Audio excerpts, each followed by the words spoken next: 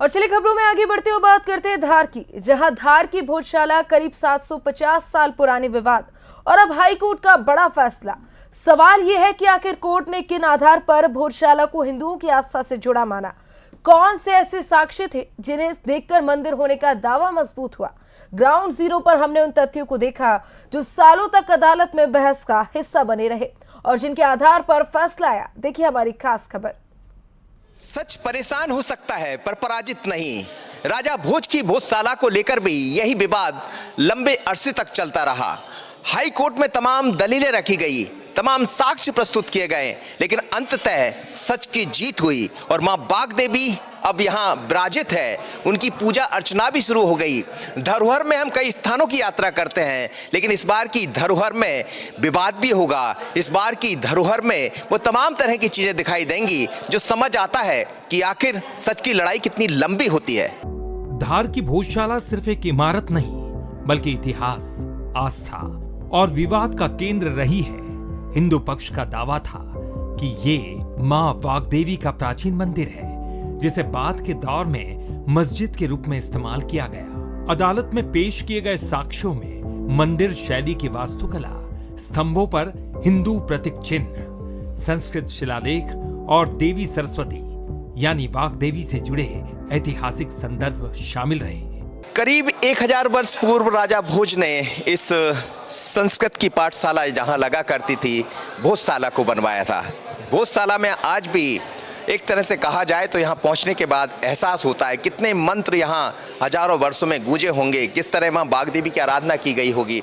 तो आप तो धार के रहने वाले हैं, आप लोग लड़ाई भी लड़ते रहे, आज किस तरह का एहसास होता है आप लोग? 720 साल पहले जो अलाउद्दीन खिलजी ने आक्रमण किया था और राजा भोज द्वारा स्थापित जो गौरवशाली परंपरा जो गुरुकुल की थी उसे नष्ट किया था, पूरे शहर को जला के नष्ट कर दिया था। उन आचार्यों की हत्या कर दी थी जो विद्यादान देते थे, प्रतिमा को खंडित करके बाहर फेंक दिया था।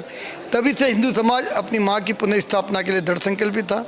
तब से आज तक लाखों लोगों ने इस संकल्प में अपनी शहादत दी है, कई लोगों ने अपना जीवन खपाया है। तब 720 वर्ष बाद न्याय की लड़ाई लड़ते हुए संविधान के दायरे में रहकर जब न्यायपालिका ने यह आदेश दिया है कि जो कल तक ये कलंक लगा हुआ था कि जो भोजशाला मस्जिद कहलाती थी, आज ये भोजशाला अब मंदिर कहलाएगी, तो उसके लिए कोई शब्द नहीं है कि खुशी क्या है। तो धार के हिंदुओं ने, इस देश के हिंदुओं ने बता दिया कि माँ के बेटे उदासीन नहीं है। माँ आपके आने का रास्ता हमने प्रशस्त कर दिया है, अब जल्दी आकर अपने स्थान पर बैठिए। ग्राउंड जीरो पर आज भी ऐसे कई निशान दिखाई देते हैं जिन्हें हिंदू पक्ष अपने दावों का आधार बताता रहा। परिसर में मौजूद स्तंभ, नक्काशी, स्थापत्य शैली और पुरातात्विक संदर्भ लंबे समय तक बहस का हिस्सा रहे। एएसआई की रिपोर्ट, ऐतिहासिक दस्तावेज और विशेषज्ञों की व्याख्याएं भी अदालत में चर्चा का विषय बनी। इन्हीं तथ्यों पर वर्षों तक सुनवाई चली और फिर हाईकोर्ट ने अपना फैसला सुनाया। मंदिर में प्रवेश करते ही 2 शिलालेख बता देते हैं कि ये मंदिर है। 2 शिलालेख ऐसे हैं जो सब कुछ बयां करते हैं, जिन शिलालेखों में सब कुछ लिखा हुआ है। ये देखिए आप, ये वो 2 शिलालेख हैं जिन पर जिक्र है धार की भोजशाला का और वाग्देवी का भी जिक्र है। क्या होता था यहाँ, सब कुछ यहाँ किया गया है। और धार की भोजशाला की लड़ाई लड़ने वाले आप लोग हैं, लेकिन ये शिलालेख तो बहुत पहले से कहते थे कि यहाँ धार भोजशाला है, और इनमें क्या अंकित है? राजा भोज ने, चूँकि वे पराक्रमी होने के साथ साथ साहित्यिक रचनाएं भी करते थे और प्रकांड विद्वान भी थे। उन्होंने अनेक नाटक लिखे, उसमें से एक नाटक है परिजात मंजरी, उसको उन्होंने इन शिलालेखों पर स्थायी करवाया था। और ये स्वयं पत्थर बोलते हैं कि ये उनके द्वारा, एक हिंदू के द्वारा, एक हिंदू महाराजा के द्वारा ही लिखे गए हैं, क्योंकि इसका पहला शब्द जो है वो आप पढ़ सकते हैं स्पष्ट रूप से, ओम नमः शिवाय। आप इसमें देखेंगे जहाँ जहाँ फुल स्टॉप है वहाँ पर एक गणेश जी की आकृति बनी हुई है। ये देखिए यहाँ पर, ये सब गणेश जी की आकृति है। प्रत्येक वाक्य के बाद में गणेश जी के रूप में फुल स्टॉप यहाँ पर मिलेगा। ऐसे ही पास वाले शिलालेख को यदि हम देखते हैं तो इस शिलालेख की शुरुआत जो होती है ओम सरस्वती नमः से होती है। आप देखिए पहला जो है शब्द वो ओम सरस्वती नमः है। ये भी दृष्टिगोचर करता है कि ये पूरा जो शिलालेख है ये हिंदू संस्कृति से ही ओतप्रोत है। इसी प्रकार से आप बीच में यहाँ पर देखेंगे तो ये सीता राम संकरणी यहाँ पर लिखा हुआ है, देखिए आप, स्पष्ट सीताराम लिखा हुआ है।